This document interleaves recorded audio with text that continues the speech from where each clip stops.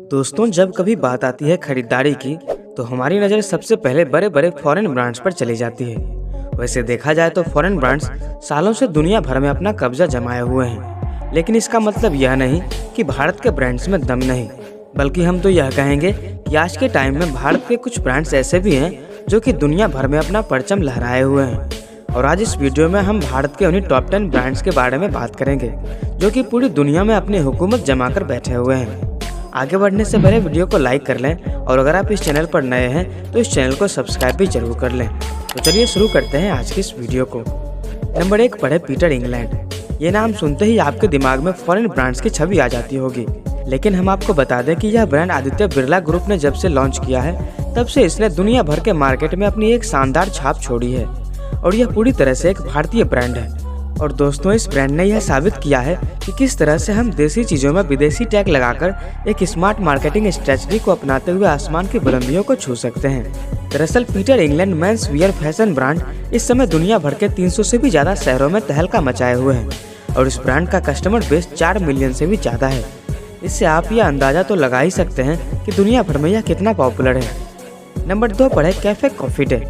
Cafe coffee day one of the most popular coffee chains में से एक है, जिसका हेड ऑफिस बेंगलुरु में है। कर्नाटक में चिकमंगलुरु के रहने वाले कॉफी किंग विजय सिद्धार्थ अपना करियर इन्वेस्टमेंट बैंकर के तौर पर बनाना चाहते थे। विजय सिद्धार्थ कर्नाटक के चिकमंगलुरु जिले में एक ऐसे परिवार में पैदा हुए थे जो सालों से कॉफी की खेती कर रहा था और वह भी ज्यादा समय तक कॉफी से दूर नहीं रह सके। उन्होंने कुछ कॉफी फार्म खरीदे और इसके बाद कैफे कॉफी डे की शुरुआत की।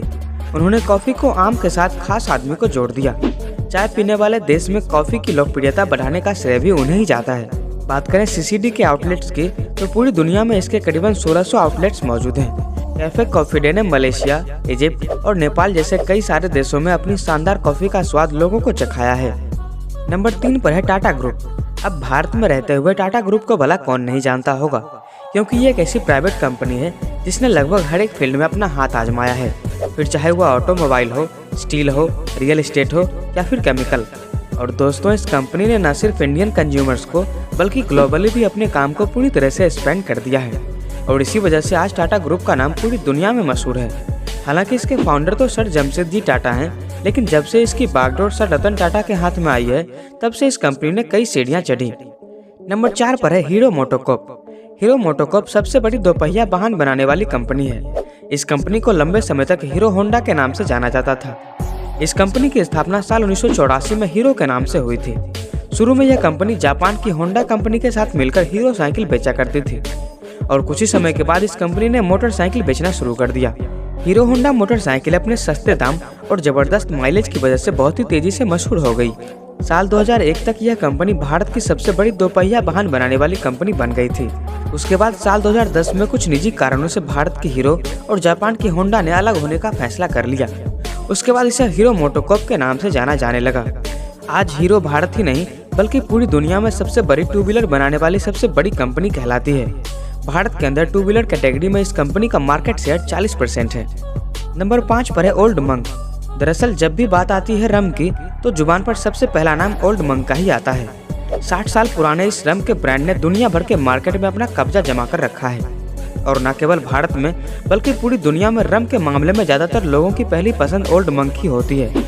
भारत में बनने वाली इस शराब की सबसे खास बात यह है कि इसे कभी भी बेचने की जरूरत नहीं पड़ी, क्योंकि इसे पीने वाले लोग खुद ही इसका एडवर्टाइजमेंट कर देते हैं और इसी वजह से ओल्ड मंक लोगों की पहली पसंद बनी हुई है।